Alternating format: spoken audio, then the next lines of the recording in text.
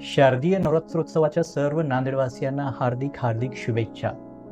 मित्रांनो, हा देखावा एकता मित्र मंडळ श्री ओमप्रकाशजी पोकर्णा यांच्याद्वारे नांदेड येथे सादर करण्यात आला आहे आणि हुबेहूब कोल्हापूरची महालक्ष्मी देवीचे जे मंदिर आहे त्याचा हा देखावा आहे. आणि या देखावासाठी भरपूर गर्दी असते. आज थोडी गर्दी कमी होती, त्यामुळे हा देखावा मी पाहण्यासाठी इथे आलो होतो. आणि इथे तुम्ही पाहतच आहात की मंदिराची जी ओपनिंग आहे, सुरुवातीलाच दीपमाळ दिसत आहे. मंदिराचे भव्य कमान आणि सर्व काही एकदम नैसर्गिक वाटत आहे. मंदिराच्या बाहेर अंगणामध्ये जसं कोल्हापूरला दीपमाळ आहे किंवा यालाच आपण दीपदंड सुद्धा म्हणतो, हे जे दिसत आहे दीपदंड, तर यावर दिवे लावले जातात. हे षटकोनी किंवा अष्टकोनी असतात. हे मंदिराचं रूप जे तुम्ही आता पाहत आहात, श्री महालक्ष्मी मंदिर लिहिलेलं आहे आणि ही त्याची भव्य कमान आहे. तर अतिशय सुंदर आणि अतिशय प्राचीन वाटावं असा देखावा निर्माण केला आहे यांनी. तर चला तर मग जास्त वेळ न घालता आपण आतमध्ये जाऊन पाहूया. इथे आतमध्ये मंदिराचे जे पत्रिका लावलेल्या आहेत वरच्या बाजूला, तर त्यावरच महालक्ष्मी देवीचे मंत्र आणि विविध आरती वगैरे आहेत.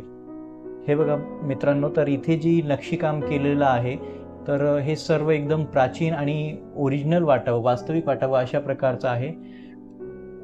जशा कोल्हापूरच्या मंदिरात ज्याप्रमाणे शेकडो खांब आहेत, तशीच खांब सुद्धा इथे आहेत आणि त्यांचं जे काम आहे तर ते तुम्ही बघाच एकदा. तर एकदम तंतोतंत जशाच तसं मंदिरामध्ये आल्याप्रमाणे आभास होत आहे. मंदिराचा जो गाभा आहे, तर तो गाभा सुद्धा जशाच तसा त्यांनी पिक्चराइज करून त्या प्रमाणामध्ये सजावट केलेली आहे. हा खांबा थोडासा मी झूम करून दाखवतो तुम्हाला. तर हा खांबा बघा, तुम्ही जेवढे प्राचीन मंदिर पाहिले त्या सगळ्यांमध्ये हे या प्रकारचा खांब तुम्हाला दिसून येईल. आणि इथे प्रत्येक खांब हा वेगळ्या डिझाईनचा केलेला आहे. अतिशय सुंदर देखावा केलेला आहे. तर जास्त वेळ न घालता आपण गर्भगृहाकडे जाऊया. तर इथून तुम्हाला महालक्ष्मी देवीचं गर्भगृह दिसतच असेल, पण गर्दी खूप आहे त्यामुळे मी दुरून घेतोय. तर आपण जवळ पण जाऊयात, थोडासा वेळ लागेल, पण खूप सुंदर आणि तंतोतंत अगदी महालक्ष्मी देवी स्वतः तिथे प्रकट आहे की काय, इतकं ते प्रसन्न वातावरण आहे. आणि वातावरणाची गोष्ट आता मी कॅमेऱ्यात तुम्हाला सांगू शकत नाही, पण मी स्वतः अनुभवतोय की इतकं सुंदर दृश्य आहे माझ्यासमोर. आणि ही महालक्ष्मी देवींची मूर्ती आहे. मी थोडंसं तुम्हाला झूम करून दाखवतोय. आणि ही मूर्ती पाहिल्यानंतर जी शांती मिळते, जी प्रसन्नता वाटते, ती शब्दात सांगू शकत नाही. तर ही साईड बाजूने परत मी ती मूर्तीचं एक व्ह्यू घेत आहे तुमच्यासाठी. आणि इथे जे स्ट्रक्चर केलेलं आहे, तर ते स्ट्रक्चर मला हात लावून पाहावं वाटलं. मला मोह आवरलाच नाही की नेमकं हे कसं बनवलं असेल आणि किती सुंदर, किती आखीव रेखीव, खूपच ओरिजिनल काम असे जणू दगडातून कोरलेलं आहे असं वाटत आहे. चला तर हे दुसरं गर्भगृह आहे. आणि हे बघा मित्रांनो, इथे अतिशय सुंदर देवीची मूर्तीची स्थापना झालेली आहे आणि आपण लवकर दर्शन घेऊयात. हे आतले गर्भगृह आहे. यामध्ये पण इंटरनल स्ट्रक्चर जे आहे ते जुन्या मंदिराप्रमाणेच आहे, पुरातन मंदिराप्रमाणे आहे. आणि हे जे वरती छतावर जे हे आहे, तर हे सुद्धा कोल्हापूरचं एकदम कॉपी आहे. महालक्ष्मीची ही जी मूर्ती आहे मित्रांनो, किती सुंदर आहे. ज्या चेहऱ्यावरचं जे तेज आहे, चेहऱ्यावर एक किंचित स्मित आहे, तर हे सुद्धा एकदम मनाला भावून टाकणारं आहे. तर आमचं खूप छान दर्शन झालेलं आहे इथे. आणि आता आपण दुसऱ्या मार्गाने वापस परतीच्या मार्गाला जाणार आहोत. जाता जाता एकदा अंबाबाईचं दर्शन घेऊया. साईडने एक त्यांचा व्ह्यू दिसतो आपल्याला आणि ती मूर्ती खरंच खूप सुंदर वाटली मला खूप छान वाटत आहे इथे.